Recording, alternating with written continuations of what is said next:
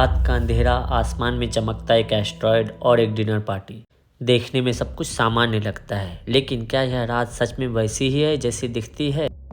क्या हो अगर एक रात आपकी दुनिया अचानक से बदल जाए? क्या हो अगर आपको पता चले कि आपके जैसा ही कोई और आपकी जगह ले सकता है? दोस्तों, आज हम बात करेंगे मास्टरपीस फिल्म कोहेरेंस की। यह फिल्म आपको ऐसी सस्पेंस में फंसाती है जो आपके दिमाग को हिला कर रख देगी। फिल्म की शुरुआत होती है एक डिनर पार्टी से, जहां 8 दोस्त एक साथ एक घर में इकट्ठे होते हैं। आसमान में एक एस्टेरॉयड गुजरने वाला है, जो उस रात की एक खास आकर्षण है। फिल्म की शुरुआत में सब कुछ सामान्य लगता है, लेकिन जैसे जैसे कहानी आगे बढ़ती है, ऑडियंस एक ऐसे सस्पेंस में फंस जाती है जहां टाइम, स्पेस और रियलिटी का तालमेल टूटता नजर आता है। फिल्म का मेन टर्निंग पॉइंट है वह एस्टेरॉयड, जो न केवल आसमान को बल्कि इन दोस्तों की रियलिटी को भी बदल देता है। जैसे ही यह एस्टेरॉयड गुजरता है, अजीब घटनाएं शुरू हो जाती है। अचानक से बिजली चली जाती है और पूरा माहौल बदल जाता है। बाहर सिर्फ एक घर की लाइट जलती दिखती है। दोस्तों में से 2 लोग उस घर की ओर जाते हैं, लेकिन जब वे वापस आते हैं तो उनके साथ एक अजीब सा बॉक्स और कुछ तस्वीरें होती है। यहीं से शुरू होता है असली रहस्य। मोबाइल फ़ोन का काम बंद कर देना, बिजली का चले जाना और सबसे बड़ा रहस्य, घर के बाहर एक ऐसा ही घर दिखाई देना। एक बॉक्स में मिली तस्वीरें, नोट्स और अजीब घटनाएं कहानी को और उलझा देती है। क्या ये सभी लोग उसी दुनिया में हैं, या ये किसी और पैरेलल रियलिटी में पहुंच गए हैं?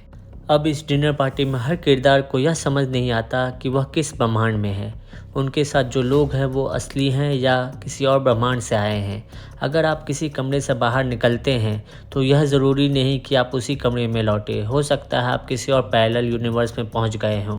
जैसे जैसे कहानी आगे बढ़ती है, दोस्तों के बीच विश्वास खत्म होने लगता है। हर किसी को लगता है कि बाकी लोग उसके ब्रह्मांड के नहीं हैं। वो एक दूसरे पर शक करने लगते हैं। इनसे उनके रिश्तों में दरारें पड़ने लगती है। एमिली, जो फिल्म की मेन कैरेक्टर है, उसका सफ़र इस पूरी गुत्थी का केंद्र बन जाता है। वह उस सही रियलिटी को पाने की कोशिश करती है जहां वह सुरक्षित महसूस करे। वह हर ब्रह्मांड को समझने की कोशिश करती है और चाहती है कि वह सही ब्रह्मांड में रहे।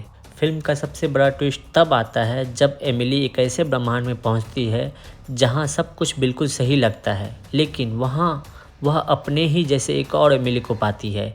एमिली उस दूसरी एमिली को ख़त्म करने की कोशिश करती है, लेकिन अंत में यह समझ नहीं आता कि वह सफल होती है या नहीं। फिल्म का मेन सब्जेक्ट है पैरेलल यूनिवर्स। एस्टेरॉयड के प्रभाव से रियल एंड पैरेलल यूनिवर्स आपस में टकराने लगते हैं। यह फिल्म दिखाती है कि हर डिसीजन, हर इंसिडेंट एक नई रियलिटी को जन्म दे सकती है। कोहेरेंस आपको यह सोचने पर मजबूर करती है, अगर आपको अपनी ज़िंदगी दोबारा जीने का मौका मिले तो क्या आप कुछ बदलेंगे?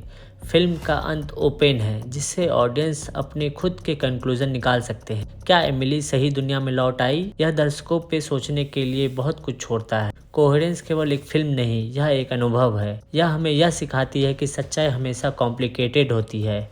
हर कॉज का इफेक्ट होता है। कोहेरेंस की सबसे बड़ी खासियत इसका डायरेक्शन है। यह फिल्म बिना किसी बड़े बजट, स्पेशल इफेक्ट और भारी भरकम सेट्स के बगैर बनाई गई है।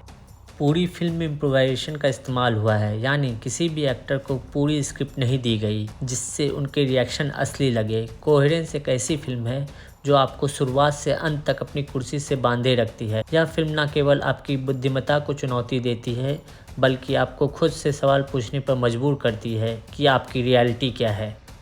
तो दोस्तों, अगर आपने कोहेरेंस नहीं देखी है तो इसे ज़रूर देखें, और हाँ, इसे देखने के बाद अपने सवाल और थ्योरीज हमारे साथ शेयर करें। अगर यह वीडियो पसंद आया हो तो लाइक, शेयर एंड सब्सक्राइब करना ना भूलें। मिलते हैं अगली बार एक नई फिल्म और एक नई कहानी के साथ। धन्यवाद।